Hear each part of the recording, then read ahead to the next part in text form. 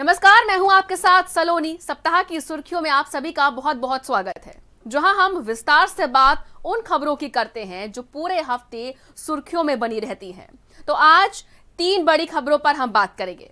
सबसे पहले बात करेंगे उत्तर प्रदेश को मिली विकास की नई सौगात की। जी हां, उत्तर प्रदेश को बुंदेलखंड एक्सप्रेसवे की सौगात मिली है।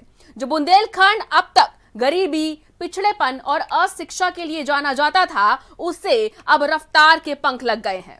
फिर बात करेंगे ओम प्रकाश राजभर की, जिन्होंने द्रौपदी मुर्मू को समर्थन देने का ऐलान तो किया ही, इसके साथ ही अखिलेश के साथ गठबंधन खत्म करने के संकेत भी दिए। और फिर आखिर में बात सबसे महत्वपूर्ण खबर की।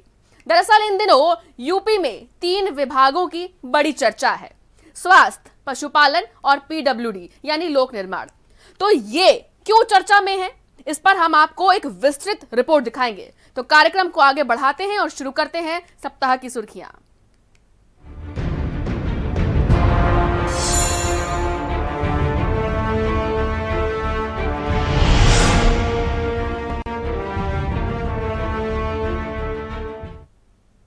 बुंदेलों के लिए विकास और रोजगार की नई राहें खोलने वाला बुंदेलखंड एक्सप्रेसवे का प्रधानमंत्री नरेंद्र मोदी ने शनिवार 16 जुलाई को शुभारंभ किया और बुंदेली धरा के विकास के सफर में एक और कड़ी जोड़ दी।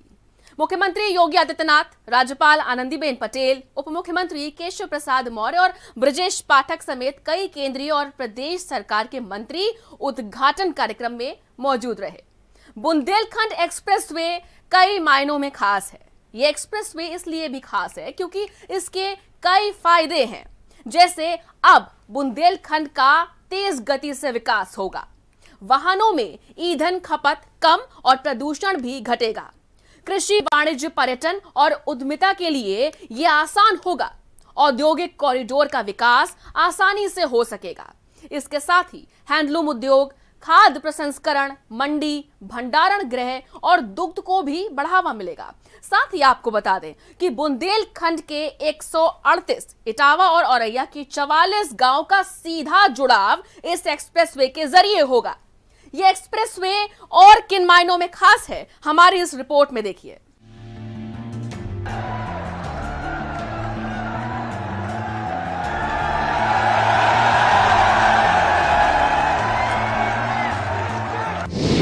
यूपी को मिली एक नई सौगात, बुंदेलखंड के सपनों को मिली नई उड़ान, क्योंकि अब दिल्ली दूर नहीं है। यह सिर्फ एक सड़क या एक्सप्रेस वे नहीं है, ये उत्तर प्रदेश में विकास की रफ्तार का दूसरा नाम है। उत्तर प्रदेश में इंफ्रास्ट्रक्चर और तरक्की का आईना है। प्रधानमंत्री नरेंद्र मोदी और मुख्यमंत्री योगी आदित्यनाथ का ड्रीम प्रोजेक्ट 296 किलोमीटर लंबा बुंदेलखंड एक्सप्रेसवे है, जिसका शनिवार 16 जुलाई को जालौन में प्रधानमंत्री नरेंद्र मोदी ने उद्घाटन किया। ये एक्सप्रेसवे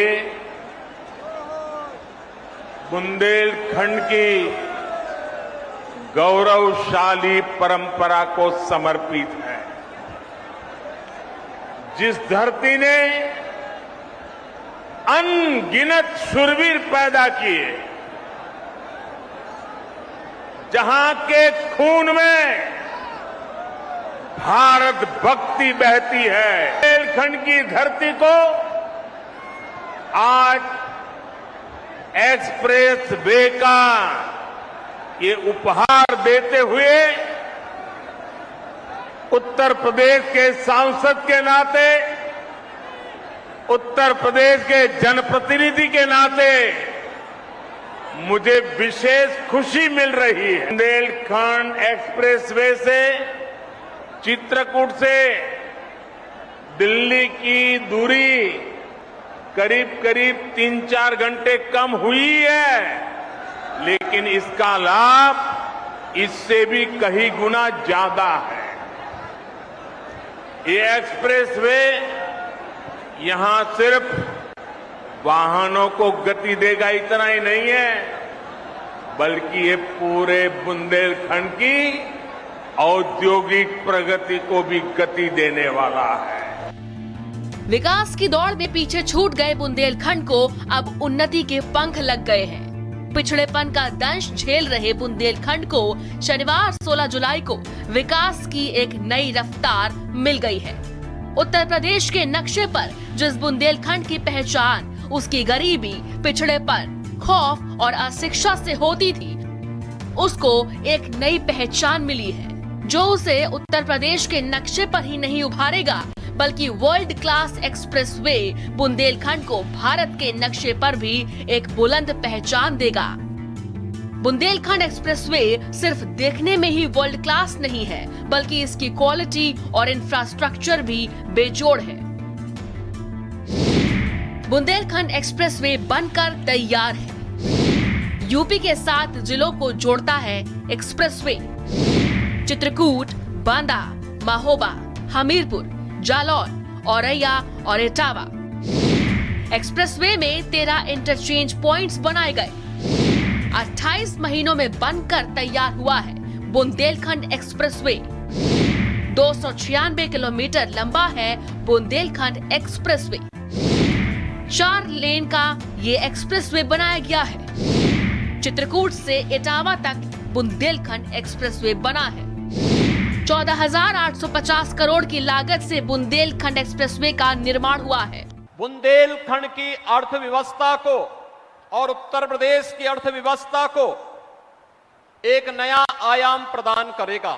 ग्रामोदय से राष्ट्रोदय की परिकल्पना को साकार करने वाली आदरणीय प्रधानमंत्री जी ने पूरे देश के अंदर ग्रामीण क्षेत्रों में ग्रामीण आवास से जुड़ी हुई उन तमाम समस्याओं के समाधान के लिए प्रधानमंत्री स्वामित्व योजना घरौनी के जिस पवित्र कार्यक्रम का शुभारंभ किया था, उत्तर प्रदेश का जालौन पहला जनपद है जहां 100% लोगों को ग्रामीण आवासीय अभिलेख उपलब्ध करवा दिए गए हैं। कोरोना महामारी के बावजूद समयबद्ध ढंग से इस कार्यक्रम को करते हुए 28 माह के अंदर 296 किलोमीटर लंबे 4 लेन के जिसे 6 लेन तक विस्तारित किया जा सकता है, इस एक्सप्रेसवे का लोकार्पण अत्यंत महत्वपूर्ण है। विकास का सबसे बड़ा सफर सड़कों से होकर गुजरता है। ऐसे में इस एक्सप्रेसवे की वजह से बुंदेलखंड क्षेत्र में न सिर्फ निवेश की संभावनाएं बढ़ेंगी बल्कि रोजगार के नए अवसर भी पैदा होंगे और पर्यटन को भी बढ़ावा मिलेगा। साथ ही बुंदेलखंड की तस्वीर और तकदीर दोनों ही अब बदल जाएगी। स्पेशल रिपोर्ट, भारत समाचार। भाजपा अध्यक्ष ओम प्रकाश राजभर 2024 के लोकसभा चुनाव से पहले एक बार फिर प्रमुख राजनीतिक दलों के लिए पहेली बन गए हैं। शुक्रवार को उन्होंने द्रौपदी मुर्मू को समर्थन देकर एक तरीके से सपा गठबंधन से मुक्त होने का संकेत दिया है। राष्ट्रपति चुनाव के बहाने ही सही सपा से बनती दूरियों को जग जाहिर करना उनकी सोची समझी रणनीति मानी जा रही है। ये ऐसा दावा है जिसे उन्होंने खुद को प्रमुख दलों के लिए मिशन 2024 के मद्देनजर विकल्प के रूप में पेश करने की कोशिश की है। ओम प्रकाश राजभर के इस कदम के कई सियासी मायने निकाले जा रहे हैं। विधानसभा चुनाव परिणाम के तत्काल बाद से ही राजभर सपा नेतृत्व से दूर होने लगे थे। चुनाव परिणामों के कुछ ही दिन के बाद दिल्ली में भाजपा के वरिष्ठ नेता धर्मेंद्र प्रधान से उनकी मुलाकात हुई, जिसके बाद उनके फिर से भाजपा के करीब आने की चर्चाएं होने लगी थी। इसके बाद आजमगढ़ और रामपुर उपचुनाव में सपा की हार के बाद से अखिलेश यादव को एसी कमरे से बाहर निकलने का सुझाव मीडिया में देकर राजभर ने सपा से दूरियां और बढ़ाने का काम किया। ये बयान सपा खेमे में तीर की तरह चला, जिसके बाद से सपा की तरफ से राजभर को ये संकेत दे दिए गए थे कि अब और साथ नहीं चल पाएगा। ये रिपोर्ट देखिए।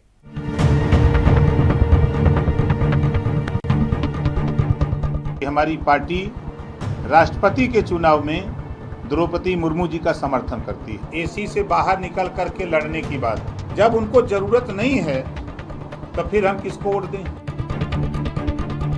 उत्तर प्रदेश विधानसभा चुनाव में मिलकर लड़ने वाले सपा प्रमुख अखिलेश यादव और सुभासपा के ओम प्रकाश राजभर के बीच दोस्ती की खाई गहराती जा रही है। बीजेपी से बगावत कर सपा के साथ आए ओपी राजभर इन दिनों सियासी उलझन में है। ऐसे में राष्ट्रपति चुनाव में एनडीए प्रत्याशी द्रौपदी मुर्मू और विपक्ष उम्मीदवार यशवंत सिन्हा के बीच शहमात का खेल में राजभर ने शुक्रवार को अपना पत्ता खोल दिया है। सपा को राजभर का झटका, द्रौपदी मुर्मू को राजभर का समर्थन, अखिलेश और राजभर की दोस्ती में दरार। क्या टिक पाएगा सपा और सुभासपा का गठबंधन? ओम प्रकाश राजभर ने राष्ट्रपति चुनाव में एनडीए उम्मीदवार द्रौपदी मुर्मू को समर्थन देने का ऐलान किया। उन्होंने कहा कि सुभासपा के विधायक राष्ट्रपति चुनाव में एनडीए को वोट करेंगे। राजभर ने कहा कि हमें सीएम योगी ने डिनर पार्टी में बुलाया था, जहां द्रौपदी मुर्मू ने कहा था कि आप कमजोर की लड़ाई लड़ते हो तो आप हमारा समर्थन करें। मुख्यमंत्री माननीय योगी आदित्यनाथ जी के यहाँ से फोन आया कि मिलना चाहते हैं। मैं चला गया, उनसे मुलाकात हुई सुबह। फिर तो उसी कम्युनिटी से द्रौपदी मुर्मू आती है, आप उनका समर्थन करो। हमारी पार्टी राष्ट्रपति के चुनाव में द्रौपदी मुर्मू जी का समर्थन करती है। अखिलेश यादव पर हमला बोलते हुए ओम प्रकाश राजभर ने कहा कि यशवंत सिन्हा का समर्थन में सहयोगी दल के तौर पर जयंत चौधरी को बुलाया जा सकता है, तो ओपी राजभर को क्यों नहीं बुलाया जा सकता? मैंने 7 तारीख को देखा कि यशवंत सिन्हा जी भी आए, प्रेस वार्ता भी हुई, डिनर भी हुआ, जयंत चौधरी भी प्रेस वार्ता में थे, मुझे नहीं बुलाया गया। बता दें कि आजमगढ़ और रामपुर लोकसभा उपचुनाव में सपा को मिली हार के बाद से अखिलेश और राजभर के रिश्तों में दरार आ गई है। जहां एक तरफ से ओम प्रकाश राजभर अखिलेश पर वार करते हैं, तो वहीं दूसरी ओर बैठे अखिलेश यादव भी राजभर पर पलटवार करने से पीछे नहीं हटते। अब कोई नाराज है तो मैं उसके क्या कर सकता हूँ? कोई नाराज है, ये आजकल राजनीति जो दिख रही है वो है नहीं। कोई कई बार राजनीति पीछे से ऑपरेट होती है। ओम प्रकाश राजभर और अखिलेश यादव के बीच की खाई दिनों दिन गहराती जा रही है। दोनों के बयानों से मिल रहे संदेशों के आधार पर ये कहना गलत नहीं होगा कि बहुत जल्द अखिलेश और राजभर के बीच का गठबंधन ज्यादा दिन नहीं चल पाएगा। और अब सवाल उठ रहा है कि क्या राजभर राष्ट्रपति चुनाव में द्रौपदी मुर्मू को समर्थन कर बीजेपी के साथ एक बार फिर से ताल मिलाकर चलेंगे? स्पेशल रिपोर्ट, भारत समाचार।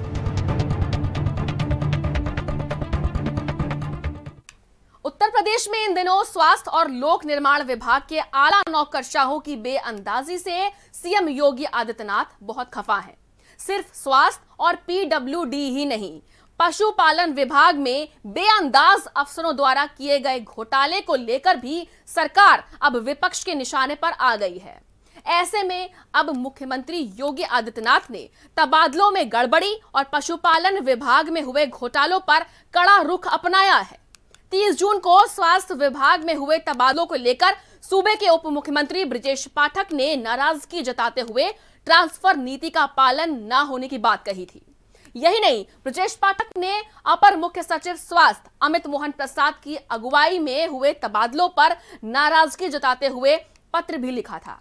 इस पत्र में उन्होंने तबादले में तमाम तरह की गड़बड़ियां सामने आने की बात कही थी और इसी संबंध में अमित मोहन प्रसाद से स्पष्टीकरण भी मांगा था।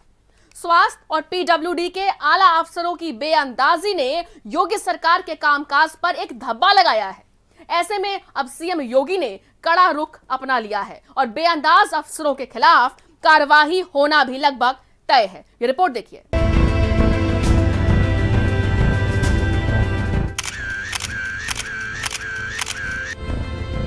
उत्तर प्रदेश के मुख्यमंत्री योगी आदित्यनाथ ने पहले ही कह दिया था कि भ्रष्टाचार बर्दाश्त नहीं किया जाएगा।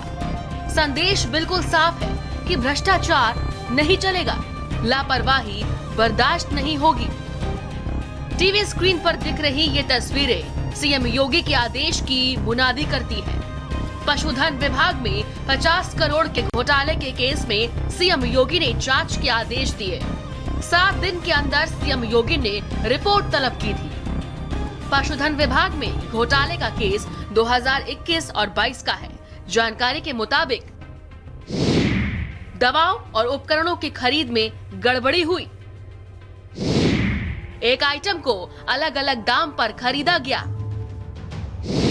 1,28,000 में कोल्ड बॉक्स खरीदे गए। जांच में जो दोषी पाए जाएंगे उन दोषियों को किसी भी हाल में हम बख्शेंगे नहीं। गलती पर कड़ी कार्रवाई करने का हमने निर्देश दिया है और रिजल्ट आने पर और भी कड़ी कार्रवाई करेंगे। कहानी बस इतनी भर नहीं है। स्वास्थ्य विभाग में ट्रांसफर को लेकर सवाल लगातार उठ रहे हैं। इस मामले में सीएम योगी ने अधिकारियों से रिपोर्ट तलब की है। मुख्य सचिव और एसीएस होम को जांच की जिम्मेदारी दी गई थी। आरोप है कि ट्रांसफर पोस्टिंग में नियमों को ताक पर रख दिया गया है।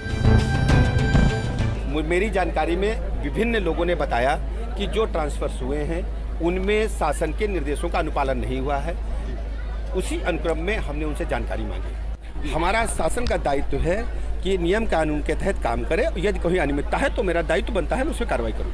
तबादले को लेकर के डिप्टी सीएम ब्रजेश पाठक ने खुद सवाल खड़े किए और कहा कि इस बार जिस तरीके से उनके पास डॉक्टर्स और सीएमओ आ रहे हैं, उन्होंने साफ तौर पे कहा है कि तबादले तो जरूर हुए लेकिन तबादला नीति का पालन नहीं किया गया और बड़े डॉक्टरों का तबादला 900 किलोमीटर से भी ज्यादा कर दिया गया है। हद तो तब हो गई जब एक मृतक सीएमओ के ट्रांसफर का ऑर्डर निकाल दिया गया। स्वास्थ्य विभाग की तरह लोक निर्माण विभाग भी ट्रांसफर पोस्टिंग को लेकर सवालों के घेरे में है। आरोप है कि तबादला नीति के उल्लंघन का आरोप।